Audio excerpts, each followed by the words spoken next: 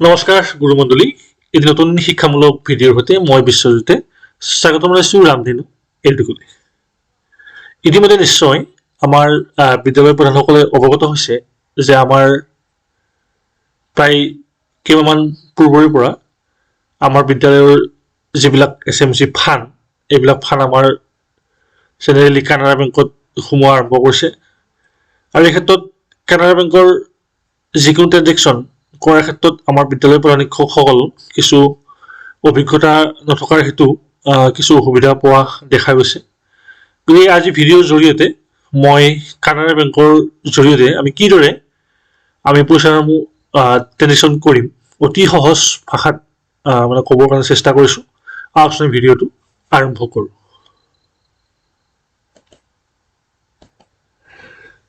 এই কানাড়া বেংকৰ সকলো ট্ৰেনজেকশ্যন অনলাইন হয়, গতিকে আপোনালোকে নিশ্চিতভাৱে মোবাইল অথবা কম্পিউটাৰৰ কিছু অনলাইন জ্ঞান থকাটো আপোনালোকৰ অতি জৰুৰী। আমি ইয়াৰ বাবে পোনপ্ৰথমেই মোবাইল অথবা কম্পিউটাৰৰ আমি যিকোনো ব্ৰাউজিং আমি অ'পেন কৰি ল'ব লাগিব। মই মোৰ সুবিধাৰ কাৰণে ফায়াৰফক্স যিটো মোৰ ব্ৰাউজিং আছে এইটো মই অ'পেন কৰিবৰ কাৰণে চেষ্টা কৰিছোঁ। আৰু ইয়াতে যিটো আমাৰ চাৰ্চ বাৰ আছে ইয়াতে বিশেষ আমি এটা কানাড়া বেংকৰ যিটো এডমিন লগইন পেজৰ যিটো অফিচিয়েল ৱেবছাইট লিংক ইয়াত আমি ক্লিক কৰিব লাগিব। মই আপোনালোকৰ সুবিধাৰ্থে এই ভিডিঅ'ৰ ডিছক্ৰিপশ্যনত ইয়াৰ ডাইৰেক্ট অফিচিয়েল ৱেবছাইট লিংক দিবৰ কাৰণে চেষ্টা কৰিম। এতিয়া মই সেই নিৰ্দিষ্ট ৱেবছাইটত মই ক্লিক কৰিছোঁ। ইয়াত ক্লিক কৰাৰ পিছত এই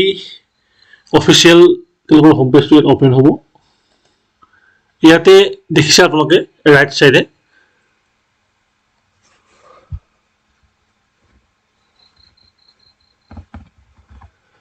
ইয়াত আছে SMA বা CNA লগইন। ইয়াতে আপোনালোকে কি কৰিব লাগিব, যিটো আপোনাৰ ইউজাৰ নেম ইতিমধ্যে আপোনালোকে নিশ্চয়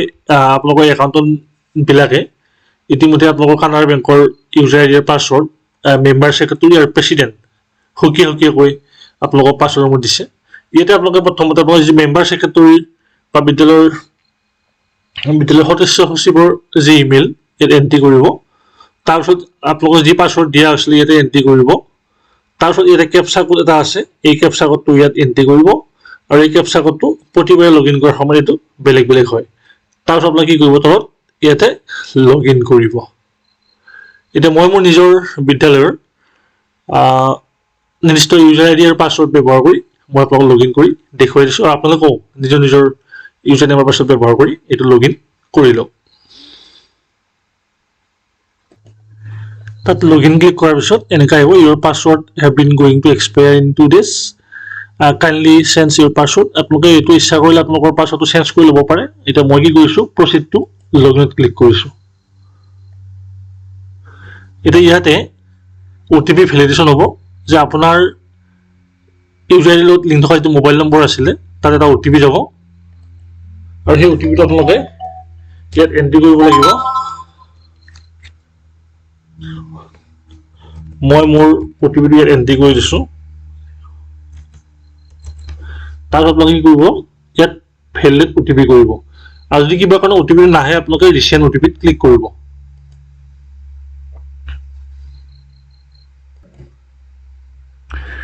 এতিয়া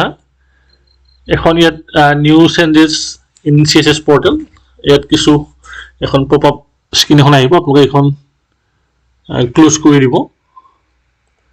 এতিয়া মোৰ বা আমাৰ বিদ্যালয়খনৰ মেইন পেজটো ইয়াত খোলা গৈছে। আপোনালোকক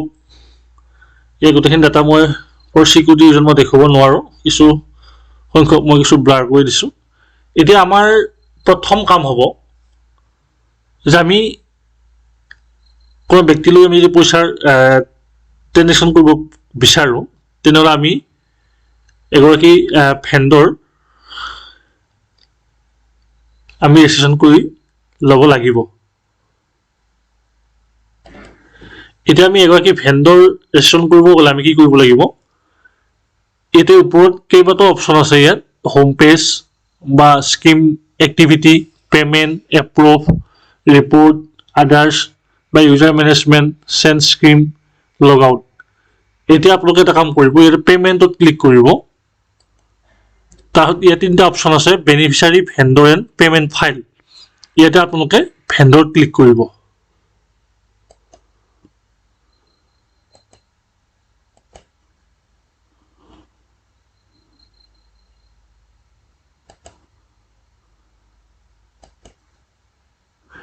ইয়াত ভেণ্ডৰ ক্লিক কৰাৰ লগে এইফালে দেখিছে আপোনালোকে ৰাইট চাইডে ইয়াত দুটা অপশ্যন আহিছে তিনিটা অপশ্যন আহিছে বাক ভেণ্ডৰ ৰেজিষ্ট্ৰেশ্যন বা ভেণ্ডৰ ৰেজিষ্ট্ৰেশ্যন বা এড বা মডিফাই ভেণ্ডৰ ৰেজিষ্ট্ৰেশ্যন ইয়াতে আপোনালোকে কি কৰিব যিটো আমাৰ ভেণ্ডৰ ৰেজিষ্ট্ৰেশ্যন আছে তাত আপোনালোকে ক্লিক কৰিব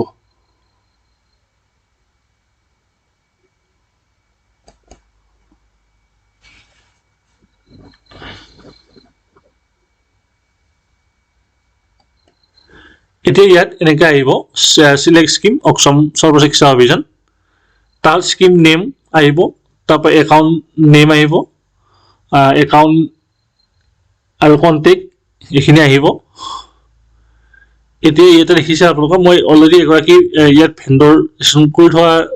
কৰি থোৱাৰ কাৰণে ইয়াতে আহিছে এতিয়া মই ইয়াত কি কৰিম আপোনালোকে এড নিউ ভেণ্ডৰ আপোনালোকে ক্লিক কৰক তাত ক্লিক কৰাৰ পিছত ইয়াতে আপোনালোকে সেই নিৰ্দিষ্ট ভেণ্ডৰ গৰাকী ব্যক্তিগৰাকী ইয়াতে একাউণ্ট নম্বৰ আৰু ইয়াতে IFSC কোডটো ইয়াতে আপোনালোকে এণ্ট্ৰি কৰক তাৰপিছত আপোনালোকে ইয়াতে প্ৰচিড কৰক প্ৰচিডত ক্লিক কৰাৰ পিছত এই পেজটো ইয়াত খোল খাই যাব ইয়াতে সেই নিৰ্দিষ্ট ভেণ্ডৰ গৰাকীৰ গোটেইখিনি ডাটা ইয়াতে আপোনালোকে এণ্ট্ৰি কৰিব লাগিব গোটেইখিনি বুলি কওঁতে ইয়াতে যিখিনি ষ্টাৰ মাৰ্ক আছে এইখিনি কম্পালচৰি আপোনালোকে এণ্ট্ৰি কৰিব লাগিব ইয়াত ভেণ্ডৰ নেম বা ভেণ্ডৰ টাইপ ভেণ্ডৰ টাইপত আপোনালোকে কমাৰ্চিয়েল বা ইনষ্টিটিউশ্যন NGO পাৰ্চনেল যি হয় এইটো ইয়াত কৰিব তাৰপিছতে ডেট অফ বাৰ্থ তাৰপিছত ৰিলেশ্যন আপোনাৰ লগত সেই নিৰ্দিষ্ট ভেণ্ডৰগৰাকীৰ ৰিলেশ্যন এইবিলাক কম্পালচৰি নহয় ইচ্ছা কৰি দিব পাৰে নিদিলেও একো নাই গাৰ্জেন নেম তাৰপিছতে GST যিখিনি আমাৰ কমাৰ্চিয়েল ভেণ্ডৰ ক্ষেত্ৰত ইয়াত GST ডাটাখিনি ইয়াত এণ্ট্ৰি কৰিব লাগিব পান নম্বৰ বা ছাৰ্ভিচ টেক্স এইখিনি আৰু ইয়াত এড্ৰেছ কৰিব লাগিব এড্ৰেছ লাইন তিনিটা আছে ইয়াতে আৰু চিটি পিন নম্বৰ এইখিনি এণ্ট্ৰি কৰিব তাৰপৰা ইয়াতে যিটো ডমিচাইল ষ্টেট ইয়াতে আপোনালোকে হেৰি কৰিব লাগিব ডমিচাইলৰ গোটেইখিনি এটা ইয়াত ভৰাব লাগিব ষ্টেট ডিষ্ট্ৰিক্ট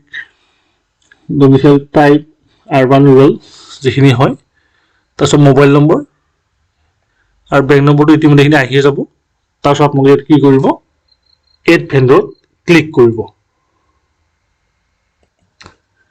এড ভেণ্ডৰত ক্লিক কৰি দেখিলে ছাকচেছ ভেণ্ডৰ ইজ এডেড এনেকৈ আহিব আপোনালোকে যিগৰাকী ভেণ্ডৰ ডাটা ইয়াত এণ্ট্ৰি কৰিছিলে দেখিছে এনেকৈ আহিব ইয়াত vendor ID vendor name vendor type account number address city এই গোটেইখিনি ডাটা ইয়াত আহি যাব আৰু ইচ্ছা কৰিলে আপোনালোকে ইয়াত ভেণ্ডৰটো আপোনালোকে এডিট বা ইয়াৰ পৰা ডিলিট কৰিব পাৰে গতিকে আৰু যদি পুনৰ আপোনালোকে আকৌ নতুন ভেণ্ডৰ এড কৰিব বিচাৰে ইয়াতে এড নিউ ভেণ্ডৰ আপোনালোকে পুনৰ ক্লিক কৰি আকৌ নতুন ভেণ্ডৰ আপোনালোকে এড কৰিব পাৰে এটা আমাৰ ফাৰ্ষ্ট প্ৰচেছ হ'ল আমাৰ ভেণ্ডৰ ৰেজিষ্ট্ৰেশ্যন কৰাটো এতিয়া কথা হ'ল যে এই ভেণ্ডৰ ৰেজিষ্ট্ৰেশ্যনৰ পিছত আমাৰ ছেকেণ্ড প্ৰচেছ হ'ব যে আমাৰ যি প্ৰেচিডেণ্টৰ ইউজাৰ ID আৰু পাছৱৰ্ড ব্যৱহাৰ কৰি আমি এই নিৰ্দিষ্ট ভেণ্ডৰখিনি যিখিনি ভেণ্ডৰ আমি ইতিমধ্যে অলৰেডি আমি এড কৰিলোঁ মেম্বাৰ ছেক্ৰেটৰীৰ প্ৰফাইলৰ পৰা সেই ভেণ্ডৰখিনি আমি কি কৰিব লাগিব এপ্ৰুভ কৰিব লাগিব গতিকে আমি এই ভেণ্ডৰটো আমি এপ্ৰুভ কৰোঁ সেইটো জানিবৰ কাৰণে আপোনালোকে আমাৰ পৰৱৰ্তী ভিডিঅ'লৈ আপোনালোকে অপেক্ষা কৰিব লাগিব গতিকে আশা কৰিছোঁ এই ভিডিঅ'টো চোৱাৰ পিছত নিশ্চয় আমাৰ গুৰুসকলে বিদ্যালয়ৰ নতুন ভেণ্ডৰ ৰেজিষ্ট্ৰেশ্যন ক্ষেত্ৰত যিখিনি জটিলতা পাই আছিল আপোনালোকে অতি সহজে এইখিনি বুজি পাইছে আৰু যদি মোৰ ভিডিঅ'টো ভাল পাইছে আপোনালোকৰ শিক্ষাগুৰুসকলৰ মাজত এই ভিডিঅ'টো শ্বেয়াৰ এণ্ড ছাবস্ক্ৰাইব কৰিবৰ কাৰণে অনুৰোধ কৰিব বুলি আশা ৰাখি মই মোৰ ভিডিঅ'টো সামৰণি মাৰিছোঁ ধন্যবাদ